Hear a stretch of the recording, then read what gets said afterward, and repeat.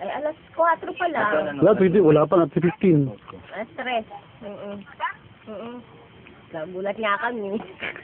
Kasi te, pag natulog ako, delikado ang duty ko, pala tayo.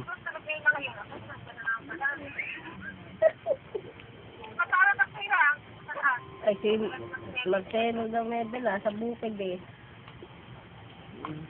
Natay ko itawag mo ulit eh. Natay ko pa itawag mo ulit, hindi ka dumawag.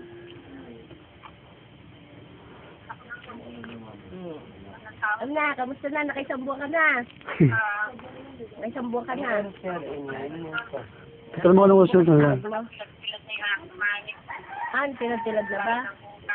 Naku, may inaantay din ako. Sabi Ate Banji, sabi Ate Banji, pag pagpapadala ka ng pera, sabi ko kay Barwin, hindi mo kay Ate Banji, tatawin mo na ako pang budget kay Mark, wala akong pera.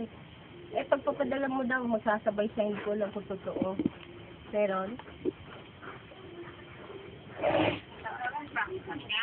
Sabi ni Marwin, papautangan daw ako. Paalala mo nga, para mamay sabi niya sa'yo. Wala akong pera, bitin-bitin yung aking pera kay Mark lang eh.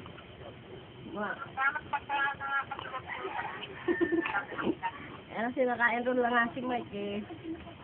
Dahil yun na hindi ko kaya magpaano ng college.